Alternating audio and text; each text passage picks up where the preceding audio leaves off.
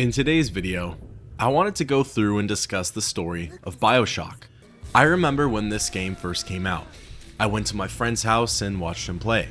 The twisted world, the horrific enemies, the power-ups and weapons, I loved it all. I was hooked. I never owned the game though. I played the demo on PS3 a ton and enjoyed my time with that, but as time went on, BioShock fell to the wayside, and from there, off my radar completely. I've never beat the game, let alone made it past the first section. So I'm super excited to get to experience the game for the first time, as well as everything that Rapture has to offer. In this playthrough, we'll listen to all of the important dialogue pieces, and I'll tell the story from my viewpoint as a first-time player. Without further ado, let's begin.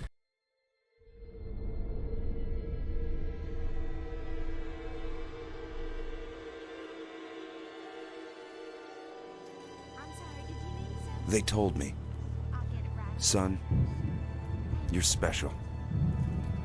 You were born to do great things. You know what? They were right.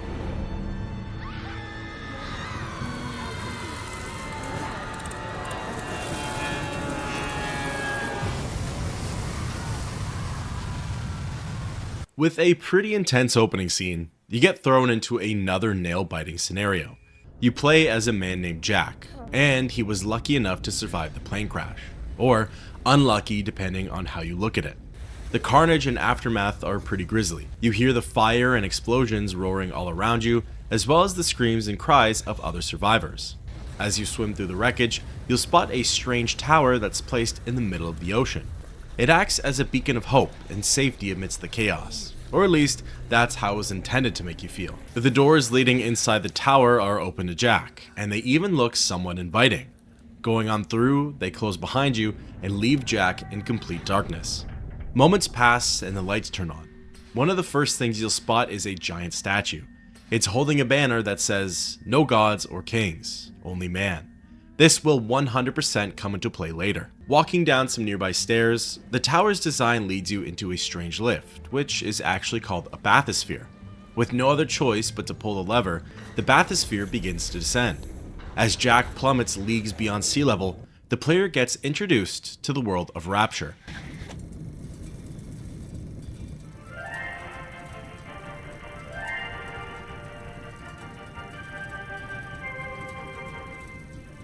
I am Andrew Ryan, and I'm here to ask you a question. Is a man not entitled to the sweat of his brow? No, says the man in Washington, it belongs to the poor. No, says the man in the Vatican, it belongs to God. No, says the man in Moscow, it belongs to everyone. I rejected those answers. Instead, I chose something different. I chose the impossible. I chose Rapture. A city where the artist would not fear the censor, where the scientist would not be bound by petty morality, where the great would not be constrained by the small. And with the sweat of your brow, Rapture can become your city as well. As the bathysphere continues to move, the player is given a brief tour of Rapture, an underwater city. It's completely off the radar from the world above. It looks as though someone moved a metropolis and placed it under the ocean.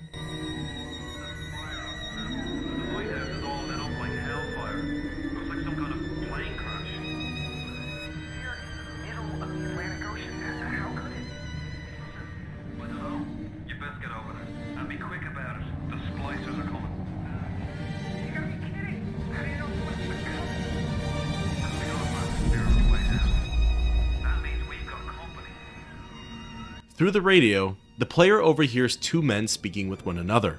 Neither of them were Andrew Ryan, and they were clearly talking about Jack and the bathysphere. At the end of the line, the lift docks and begins to ascend. No trespass. Just don't hurt me. Just let me go. Just my gun.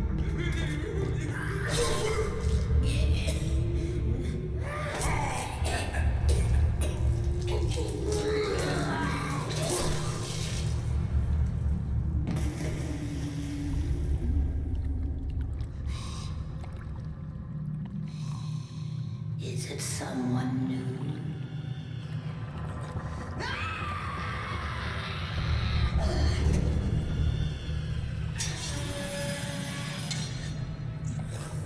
This is where the player gets introduced to splicers, psychotic, violent, mutilated people. For now, this one leaves Jack alone, but it's not the last that we see of her. Would you kindly pick up that shortwave radio? I don't know how you survived that plane crash, but I've never been one to question Providence. I'm Atlas, and I aim to keep you alive. Now keep on moving. We're gonna have to get you to higher ground. It's also where we get introduced to Atlas, the guiding light for Jack. He acts as your encyclopedia meets tour guide. Doing as he says, you take your first official steps into the city of Rapture. It's obvious from the look of things that it's not the city that it once was. Everything is old, broken, and rusted. The inhabitants are violent and unnerving. Just a bit border. How do you like that, mister? It's here that Jack picks up Old Reliable. The wrench is arguably the most efficient weapon in the game. You don't need ammo for it, and it can pack one heck of a punch. It's soon thereafter where Jack runs into his first splicer head on. There are different varieties of splicers found throughout Rapture. The most common and arguably the easiest ones to deal with are the thuggish ones. They fight using blunt objects and take a few swings with the wrench to defeat. Their attacks aren't tricky to dodge, but if they land, they can pack a punch right back at you. Looting is a very important feature of the game. It's where you can find health kits, ammunition, and other equally as important consumables. Wandering around the room and ascending some steps, you'll spot a machine called Gatherer's Garden. At its center is a strange elixir. Like all games, it's in your best interest to interact with the mysterious concoction. Steady now. Your genetic code is being rewritten. Just hold on and everything will be fine.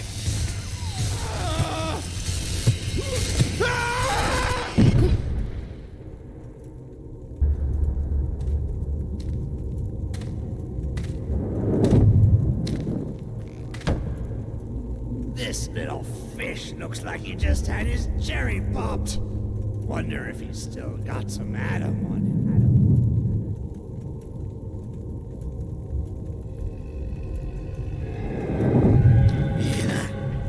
Let's buck. Weak! You're a weak chopper. This little fish ain't worth towing it with no big daddy. Yellow! Always have been. You'll be no better off with metal daddy, little fish. See you floating from right.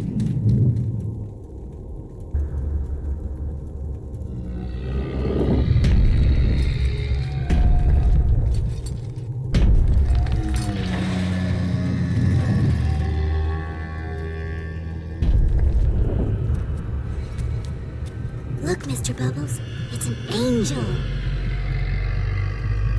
I can see light coming from his belly. Wait a minute, he's still breathing. It's all right. I know he'll be an angel soon.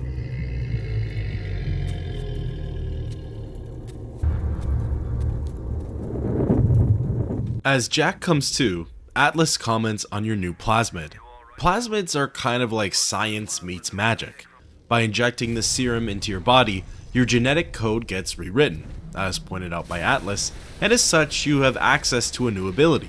In this case, you can shoot electricity out of your hand. This comes in handy for both utility and combat purposes. Some doors may need a power supply to open, and enemies get stunned when they're shocked. Plasmids aren't so easy to abuse, however. Jack is able to use them through something called Eve. Eve essentially acts as a mana or magic potion to help refill your blue bar in the top left corner. From there, each use of your plasmid takes out a sliver of your total Eve. Zapping and hitting splicers with the wrench is actually an incredibly efficient combination. Some splicers will drop in one hit. Listen, I've got a family. I need to get them out of here. But the splicers have cut me off from them. If you can reach them in Neptune's bounty, then maybe, just maybe. I know you must feel like the unluckiest man in the world right now, but you're the only hope I'll ever see my wife and child again. Go to Neptune's bounty. Find my family, please. This sort of comes as Jack's first real goal in the game. Before, you were just trying to survive the first wave of splicers, but now Atlas has given you an official task. Up ahead is where you're introduced to your first firearm, the revolver. As mentioned prior, firearms obviously need ammunition, and it never seems like there are enough bullets. However, being able to pick off your enemies from afar is always easier than running in for the melee attack. While picking it up and testing it out, Atlas explains a little bit about Rapture. He says that ever since Plasmids were brought to the city, things have drastically gone downhill. Everyone turned on each other and it became every man for themselves. One thing that BioShock does so well is that it creates that unsettling feeling. Even though the game is relatively linear, you never know what's lurking around that next corner. You've probably seen it for yourself by now, but it utilizes a mid-1900s aesthetic mixed with steampunk attire. I don't know what it is about those 20th century designs that unnerve a lot of players, including myself, but it works wonders. Occasionally, Jack will stumble onto a scene and get a glimpse of the past. You get to see moments from a pre-destroyed Rapture that help to paint the picture of the city's downfall. What's more, you'll commonly find these tapes lying around that act as documents and lore fragments of life in Rapture. Care to tell me why you've had a hole in the wall the size of Plymouth Rock coming out of your crapper going on 3 weeks? They're usually from random third parties, but sometimes you might recognize the NPC speaking. Moving on, you'll soon come across a familiar yet unknown character type. Something that you saw while you were blacked out after receiving your first plasmid. Careful now. Would you kindly lower that weapon for a minute?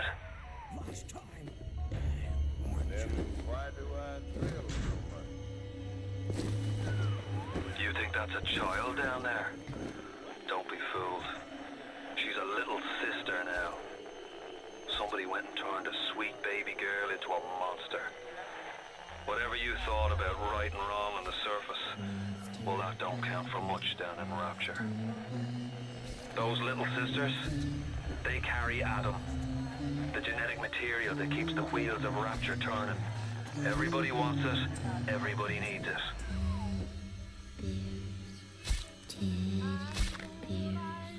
Little sisters are practically synonymous with the BioShock series. It has to do with their creepy appearance as well as their value, as Atlas mentioned with the Adam they carry. But it also has to do with the morality that surrounds them. It's something we'll get into in just a bit, but for now, arguably more iconic to the BioShock franchise is what accompanies those little sisters.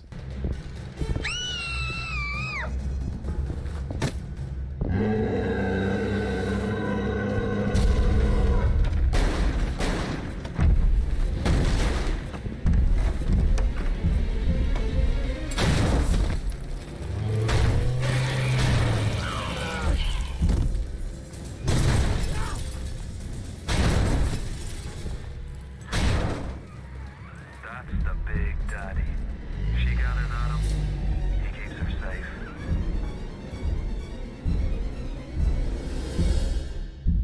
Atlas put it best, but to really hammer home his point, in order to get the most valuable currency in the game, you need to get through a Big Daddy first.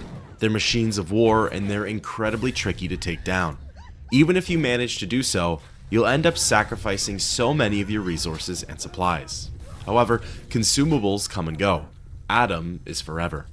After a little more combat practice, Atlas informs the player that almost all plasmids have some form of damage multiplier. In the case of Electrobolt, if you fire off some sparks into a body of water, your enemies will drop instantly. It was right after this part where I got a taste of BioShock's combat intensity. Sometimes it's as simple as taking out a lone thuggish splicer. Other times there are machines, alarms, security cameras, thuggish splicers, and the newly introduced leadhead splicers. These ones wield firearms and fight from a distance. Their defensive maneuvers are pretty decent too. They often sidestepped away from attacks, taking cover behind a wall or pillar, and then struck while I was reloading or vulnerable. This was also where I got a consumable reality check. Health kits in EVE can disappear in the blink of an eye. You'll have stockpiled so many supplies, but all it takes is one tough encounter for them all to be used up. Of course, game difficulty and player skill level make a huge difference too, but there's only so much that could be swayed in your favor. Oh, right. You're from here.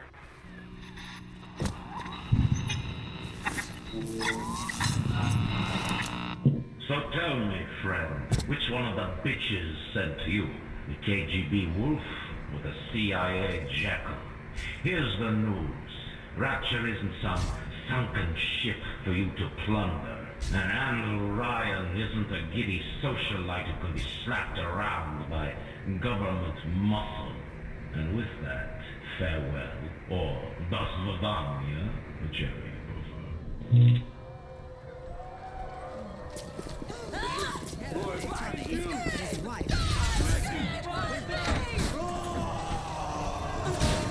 This was exactly where the BioShock PlayStation 3 demo ended. I remember wondering how Jack makes it out of this scenario alive, completely forgetting that I just took on 7 splicers at once. Not to mention, Atlas comes in clutch and can work wonders for Jack behind the scenes. Regardless, it's a pretty intense moment and perfectly captures the complete atmosphere of Rapture. Chaotic, violent, scary, and unpredictable. At its core is Andrew Ryan, the man in the slideshow at the beginning of the game and the city's founder. It didn't seem like you were in his good graces before, and now you definitely won't be received with open arms. After that scene, the player moves on to the second quote-unquote level of BioShock, the Medical Pavilion. Here, you're formally introduced to the idea of the vending machine. By now, you probably realize that you've been picking up dollars while looting the area. Money is the second most valuable currency in the game, as you can use it to purchase ammunition, health kits, Eve Hypo, etc. This is really useful if scavenging and looting for those supplies has come up dry. In order to progress with the story, you're then brought over to an interesting and fun feature for the game: hacking. There are plenty of machines around Rapture that will fight either for you or against you. Hacking is one way to make sure that those odds tip in your favor. I've always adored the hacking minigame in BioShock. It's up there as one of my favorites, as even if the difficulty increases, it more so has to do with the player's skill rather than the in-game hacking skill.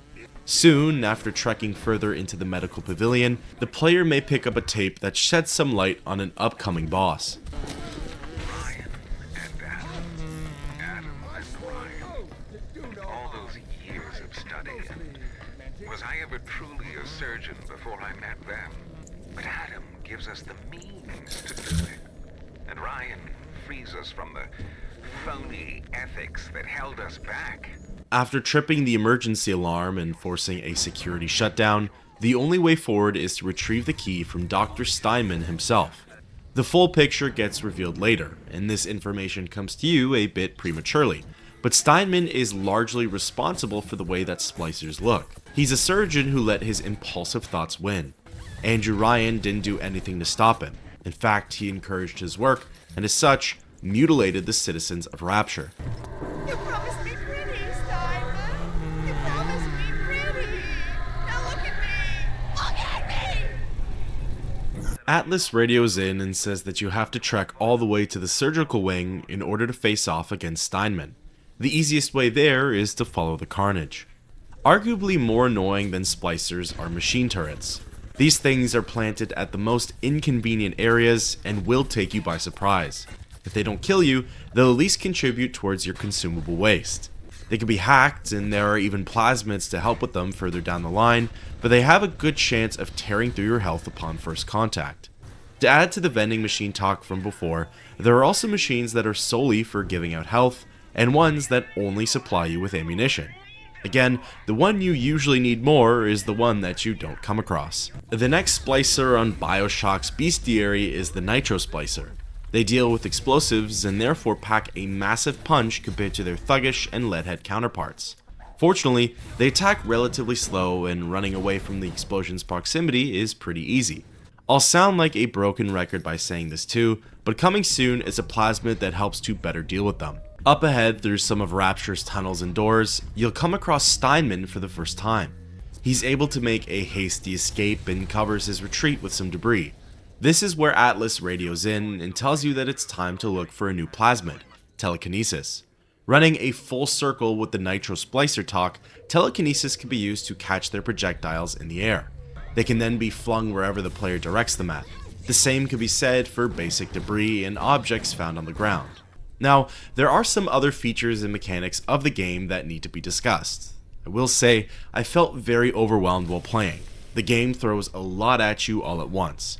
I don't think this is a bad thing by any means, it's just a lot to digest and take in. Some of it isn't accompanied by a tutorial either, so you're left to figure out how to use said new ability all on your own. For example, there's special ammunition.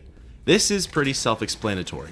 In its most basic form, there are armor-piercing rounds, so big daddies and machines go down easier. However, on the other end of the spectrum, you have tonics. While there's an explanation of what the tonic does, the game doesn't necessarily say how it comes into effect or when it gets used. Not to mention, there are several categories for each tonic, and said tonic takes up a slot in its respective category. Tonics essentially act as passive perks that help give the player an edge to their combat, health, or plasmids. Conveniently, while looking for the telekinesis plasmid, Jack happens across the incinerate plasmid. Light up foes to 1,000 degrees. Warning, fire spreads. While Electrobolt acted more as a stun, Incinerate is an actual attack. Its damage multiplier comes from igniting any traces of oil found on the ground. Using Incinerate, the player can then return to the central area of the Medical Pavilion and progress further. Blocking Jack's way were blockades of ice. Adding a little bit of heat to the picture melts them away and allows full-on access to the rest of the area. Moving onwards, you'll come across more tonics as well as more firearms to add to your arsenal. So far, up until now, I've collected the revolver, the machine gun, and the shotgun, but there's still plenty more to come. As soon as Jack enters the dental services area, you'll finally come across the coveted telekinesis plasmid. As mentioned before, it allows you to pick up a wide variety of objects and fling them back out. Honestly, I feel like this power alone can carry you through a majority of the game. It's incredibly useful against some turrets as well as nitro splicers, and some enemies fall in 1 or 2 hits. It's just a matter of keeping your Eve replenished. This of course is easier said than done though. Continuing on Steinman's trail, once the debris is cleared, a few more enemies are taken care of, and some containers are broken into, it doesn't take much longer for you to stumble on the Twisted Doctor's lab. This is where the first real boss fight occurs, so recommended is to stock up on ammo, Eve, and health kits. Of course, that's not what I did though. What can I do with this one, Aphrodite? She won't stay still! I want to make them beautiful, but they always turn out wrong! That one's too fat! This one's too tall! This one's too symmetrical! And now, what's this goddess? An intruder! He is ugly! Ugly! Ugly! Ugly!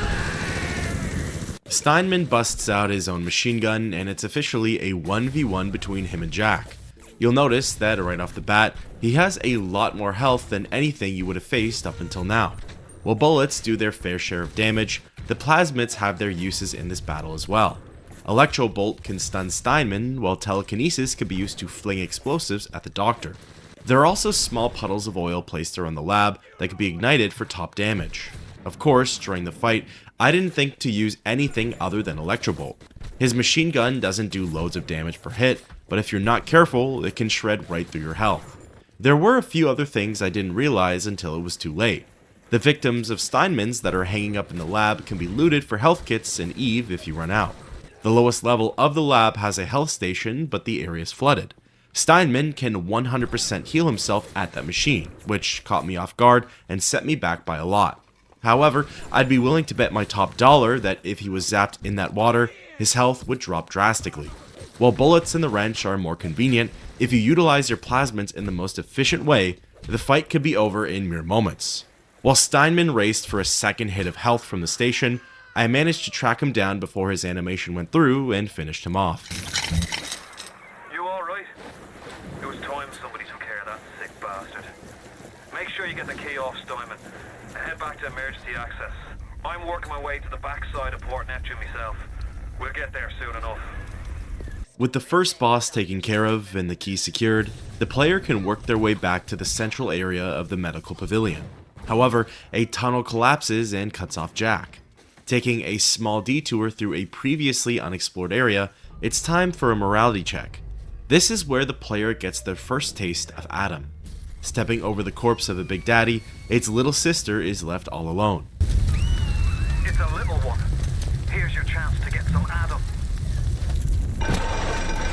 It's just you and me and all of the tasty Adam I can drink. No, stay away from her, or it is you who will be shot next. Easy now, Doctor. He's just looking for a wee bit of Adam. Just enough to get by. I'll not have him hurt my little ones. It's okay, lad. It's not a child. Not anymore, it ain't. Dr. Tenenbaum saw to that. Peter, do not hurt her. Have you no heart? Aye, that's a pretty sermon coming from the ghoul who cooked up them creatures in the first place. Took fine little girls and turned them into that, didn't you? Listen to me, boyo. You won't survive without the Adam those things are carrying. Are you prepared to trade your life, the lives of my wife and child, for Tenenbaum's little Frankensteins? Here, there is another one. Use this. Free them from their torment. I will make it to be worth your while. Somehow. Approaching the little sister, you're faced with two options. You can either rescue or harvest her. The former grants you with less Adam, but Tenenbaum says that she'll make it up to you. If you harvest the little sister, you get the maximum amount of Adam possible, but she'll die in the process. Not only does it serve as a morality check, a good versus evil playthrough, but there are pros and cons to both outside of that scope. No! No! No! No!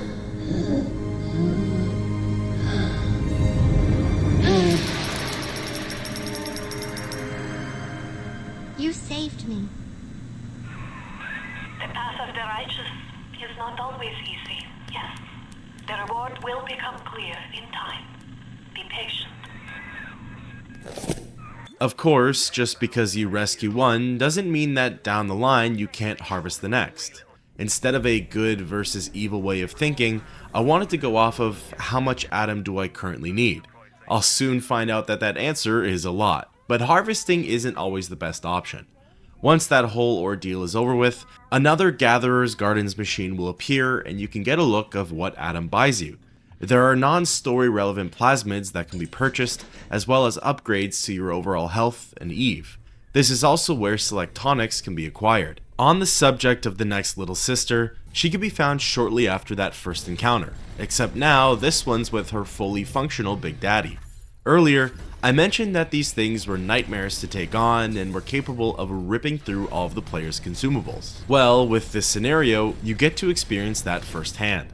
Luckily, these types of Big Daddies don't have any ranged attacks. However, they're surprisingly mobile and quick.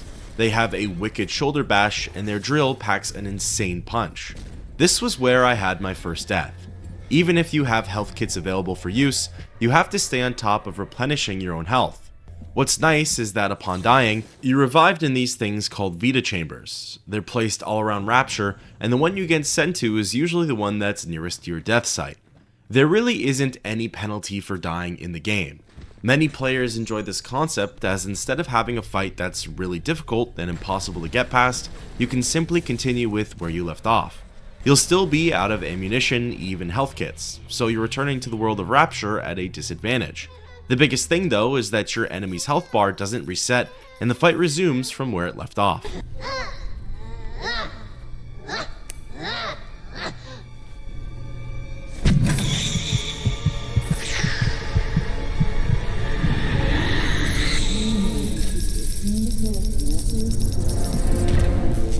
The harvesting animation is certainly really dark. I've always wondered what that parasite thing is, and after a quick search, I got a little lore lesson. Those are sea slugs, the producers of Adam. Speaking of which, you might have noticed that you gain double the Adam for harvesting little sisters. Rescuing gives 80, while harvesting gives 160. What's tough and so perfect about the choice that BioShock presents is that it's a game of patience. Spoiling the surprise a bit, after rescuing a handful of little sisters, Tenenbaum rewards you with excess Adam. If you continue down the righteous path, you'll end up receiving more Adam than you would have with the wicked path. However, you just get more Adam at a time when you harvest the little sisters. Essentially, the idea is, do you want more Adam early game, or are you able to wait for a higher dosage as time goes on? Again, it's a beautifully crafted dilemma, and everyone's choice is going to be different. With the Medical Pavilion chapter closed, the Neptune's Bounty chapter begins. The continued objective is to reach Atlas's family, who are all located in a section just beyond this one. Pretty much right away, you'll encounter another little sister. This time though, the Big Daddy looks a little different. There are actually several different Big Daddy types. The ones you encountered in the previous area are called bouncers, while this one is classified as a Rosie. While Bouncer used melee attacks, Rosie uses range attacks, so a rivet gun and explosives. I personally found Rosies to be a bit easier to face than Bouncers. The fight is paced a lot slower, and you can take your time planning out your next move. Of course, I still died during the battle, but I was close to beating it my first try. Working your way through Neptune's bounty, you're going to be facing off against quite a few splicers. One type of splicer that I haven't really gone over yet is the spider. They are, in my opinion, the creepiest of the group. Technically, the first enemy you encountered in the bathysphere who tore up Johnny was a spider slicer. During the first portion of this area, you're actually being stalked by one.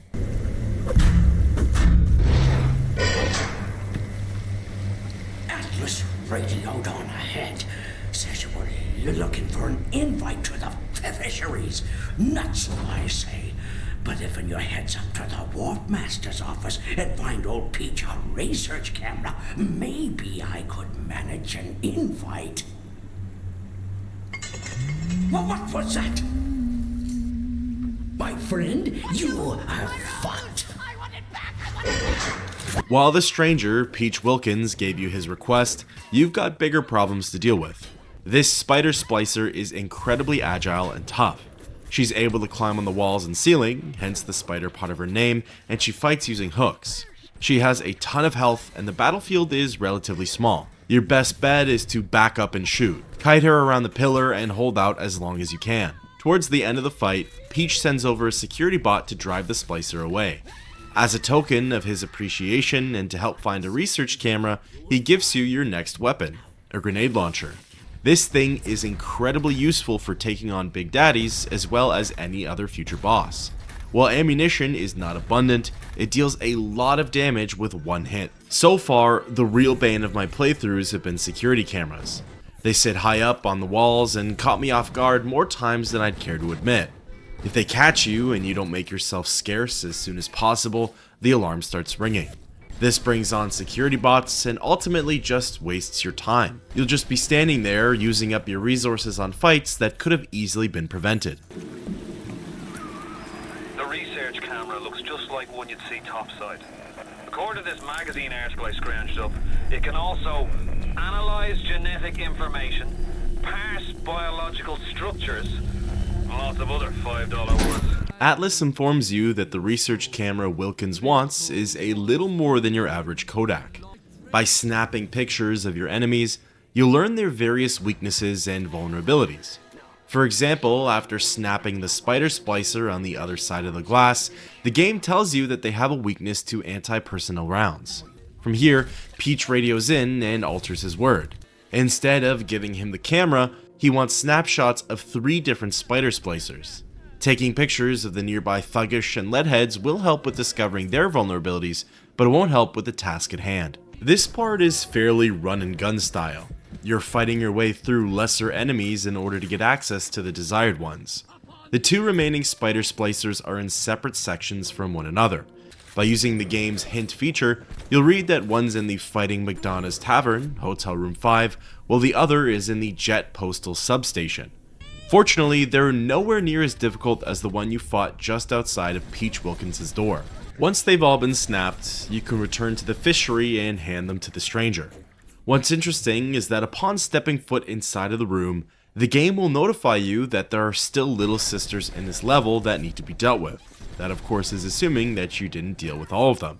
You can choose to move on if you'd like to, but you'll be missing out on a lot of Adam. This will only make your playthrough more difficult. I really appreciate that the developers put in a warning message. It wasn't so much that I didn't know how many more little sisters were left, as the menu screen tells you that much, but I didn't understand the severity of leaving all of that untapped Adam. I guess I just assumed that Adam was a nice bonus to the playthrough, but it wasn't something that would cripple or enhance my experience. Going through with Peach's exchange, Atlas offers some foreshadow to the player. Before you head into the fisheries, a word to the wise. Old Peachy seems about as straight as a dog's hind leg. You keep your eyes open.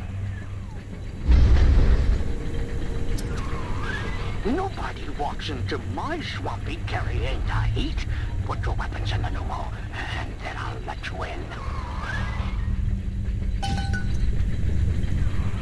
If that's his price, you're gonna have to pay it. We can't very well take your plasmids away now, can he? Atlas is right on that one. If things go sour, you still have your new abilities. Interestingly too, Jack decides to keep his wrench on him. I know Peach explicitly said guns, but I figured it was an all weapons type of surrender. Either way, depending on what happens next, you could be in some hot water. Now, I bet when your boss waggled out of hell, he done told the devil he'd be right back. And the devil says, "Sure thing, Mr. Fontaine. I'll hold you a spot."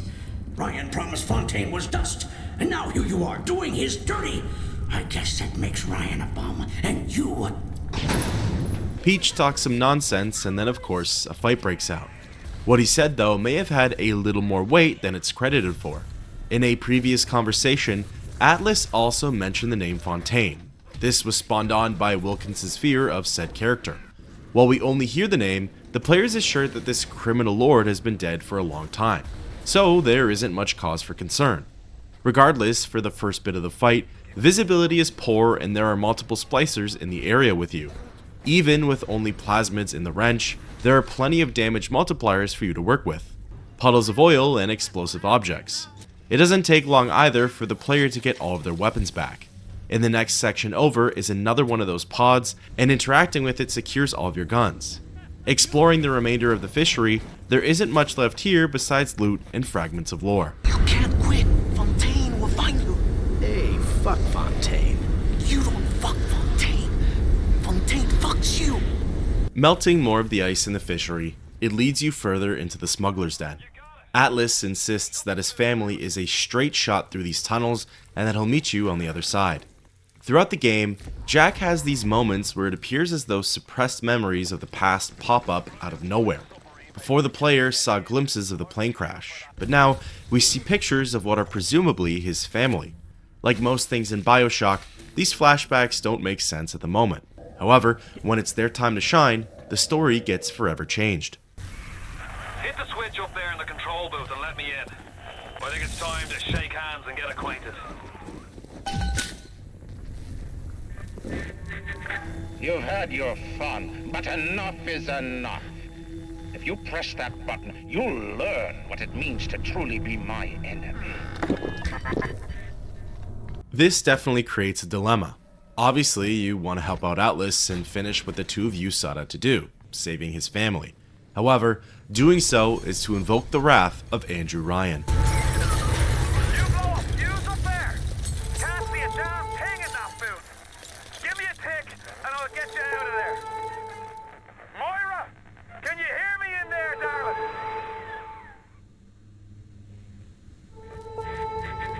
So dark in here.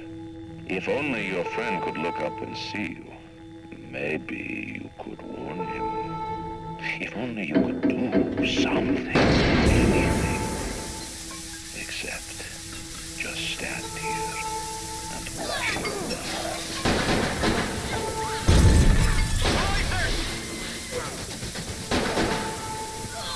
They're everywhere! I can't hold them! Got to fall back! Get me family out and we'll regroup as soon as we can! Running and gunning through the halls of the submarine bay, the moment's tense. Atlas and his family's fate is left ambiguous. Splicers have overrun the bay, and personally, anytime anyone or the game itself tells me to get out or run away, my heart beats just a little bit faster.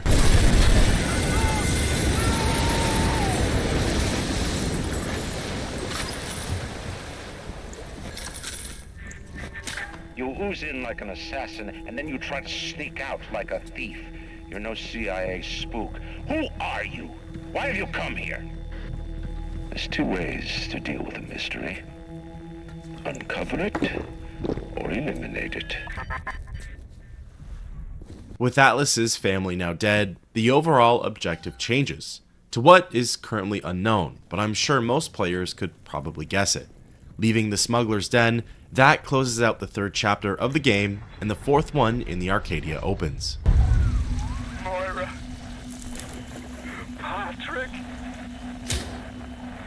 that just like Ryan? Waits until we're almost out, and then he pulls the string. We'll find the bastard. We'll find him, and we'll tear his heart out. I came to this place to build the impossible. You came to rob what you could never build. A hum, gaping at the gates of Rome. Even the air you breathe is sponged from the out. Well, breathe deep, so later you might remember the taste. The bathysphere in the rolling hills. That'll take you straight to the devil himself. And then all debts will be paid in full. As you probably would have guessed it, the new goal is to find Andrew Ryan and get revenge for Atlas. I personally love the look of the Arcadia. It's a night and day difference from the 1940s urban aesthetic we saw in the last few zones. This one is filled with greenery, lush gardens, and remnants of life from the topside. Similar to the Neptune's bounty level, Jack pretty much gets stalked by a splicer right away, although this one is different. It's a variation that the player hasn't seen yet. It's called a Houdini splicer and has the ability to teleport away. While you don't face off against this enemy just yet, it serves as a reminder that Rapture evolves, changes, and becomes darker. Shortly after that encounter, the usual fight for your life segment continues. I found that the enemies in the Arcadia were actually stronger than splicers from the previous areas. While their attacks didn't feel any different, it seemed like their health bars were buffed up. Maybe it was just an illusion though, the common conception that as the game progresses, the enemies get more difficult. This level also introduced some new traps to the game. Electric wires that zap Jack if he walks into them. Nothing too crazy, but another little detail to display the splicer's madness and to be on the lookout for. As time in the game goes on, the upgrades at the Gatherer's Garden become more plentiful. New plasmids, tonics, and buffs become available. This is a great way to keep the game fresh and to keep the Adam morality check dilemma relevant. A bigger need for Adam helps prolong the internal battle of whether or not you want to rescue or harvest the Little Sisters. On the surface, I once bought a forest. The parasites claimed that the land belonged to God and demanded that I establish a public park there. Right? So the rebel could stand slack-jawed under the canopy and pretend that it was paradise earned. Congress moved to nationalize my forest. I burnt it to the ground. God did not plant the seeds of this Arcadia. I did. Remember at the beginning of the game when Jack first steps foot into Rapture's lighthouse? There was a massive statue of Andrew Ryan holding a banner that said, "No gods or kings, only man." The more Andrew Ryan talks, the more you can hear that God complex of his coming out. What he did down here in Rapture is certainly impressive, or at least it used to be. But now, he tries to claim dominion over the entire city and its population. As we all saw through the deaths of Atlas's family and the events leading up to it, he'll stop at nothing to ensure that everyone knows his word is law. He is all three, a man, the god, and the king of Rapture.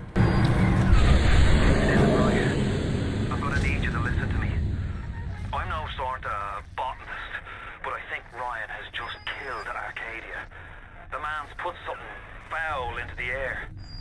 Bottom of the ocean, Bio. All the oxygen comes from the trees. No trees, no oxygen. Give me a spell to think. Ryan's woman in Arcadia is an old Betty named Langford. An okay sort, but not above doing a dirty job for $1. If she's still kicking around, I'm sure she's gonna want to save her trees. After all, she planted the damn things. Andrew Ryan is so caught up in his vendetta against Jack and Atlas that he's willing to destroy all life on Rapture.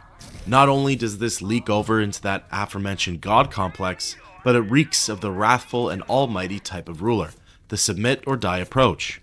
Luckily for Jack, it doesn't take long to get into communications with Julie Langford. My trees! It wasn't you, was it? No. Ryan. I think I've got a way to save the trees. It's a genetic vector that... Oh, look who I'm talking to. Could you find a sample of Rosa Gallica for me? Look in the grotto. I've got to keep working while there's time. With a new mini objective, the player fights their way through the Arcadia in search of this Rosa Gallica. You'd think that the splicers standing in your way would understand the severity of the situation, but that isn't the case at all. Their minds and realities are so warped that they live, breathe, and die for Adam. Before, I briefly mentioned the origins of Adam. It comes from a special type of sea slug. However, to further expand on that, as I understand it from the wiki, several trials were conducted in order to see if the slug could be infused with a host. Apparently, this is done by inserting the sea slug into their stomachs, so I suppose that's why the Little Sisters don't survive the harvesting process. This fusion helps to increase the potency and quantity of Adam that can be extracted at once. The only viable hosts, though, seem to be the Little Sisters. Dr. Tenenbaum's goal was to keep all the subjects unconscious and vegetative for the extraction, presumably to make up for the lack of morality. However, the only way the experiment works is if the Little Sisters are fully functional and awake. So that's why they are the way they are, and why the splicers will stop at nothing to get their hands on the Little Sisters. Of course, that leads to the Big Daddy and their role in everything too. After securing the Rosa Gallica, the player then fights their way back up to Langford's office. Along the way, I found and rescued my third little sister, and Tenenbaum vowed to give me a reward by the Gatherer's Garden, which was nice to hear. Of course, like mentioned before, it's a surplus of Adam which helps offset any missed power while attempting to do the right thing. A true definition of trusting the process and reaping the rewards. Placing the Rosa Gallica in the pneumo container, Julie Langford allows you into her domain. Even though she mentions that the security system is under her control, the game still gives you a 3-minute countdown to make it to her office. I took my time looting at first, and as soon as I noticed it, I put a little pep in my step. Finally, I reached Julie's office and attempted to contact her. Julie, we made a business deal, you and I, did we not? Money changed hands. Let me read to you from the agreement. Section 3, subsection 4. Mr. Ryan. Ryan Industries maintains exclusive rights to the creation, use, and exploitation of the Lazarus vector. Ownership is civilization. Wait! No! Please! Without it, we're back in the swamp. Mr. Ryan! Langford was truly a neutral character. She only cared about maintaining the health and prosperity of the trees down in Rapture, an act that benefits everyone. It wasn't about working with or against Jack, it was about keeping everybody else alive. And of course, Andrew Ryan felt the need to take that away. As Julie breathes her last breath, she writes something on the glass between her and Jack. It appears to be the numbers 9457. As soon as the gas clears out of the office, the player can go on in and check things out. For starters, there's a new weapon called the Chemical Thrower. This has multiple uses, but in its most basic form, it's a flamethrower. At the back of the room is a wall safe, and given that it's a 4-number combination, 9457 is starting to make sense. What's the point of being a damn genius if the only ones around to appreciate it are a bunch of spliced-up morons? I've cracked the vector, or at least I'm 99% certain I have. I just need a bud of Rosa Gallica to confirm my analysis. Distilled water, a bit of chlorophyll, and enzymes extracted from Apis mellifera. That's right, sweetheart. Honeybee spit. From here, the game introduces a multi-part goal. While technically you would have already embarked on missions that had multiple parts going on at the same time, the objectives can be switched in the menu, which then changes where the quest arrow leads you to. The Lazarus vector requires 7 samples of distilled water, chlorophyll solution, and enzyme samples. This is what's required to revive the dead trees and to continue the cycle of life down here on Rapture. Once this is completed, it's on to Andrew Ryan, and it's time to get justice for everyone whom he wronged.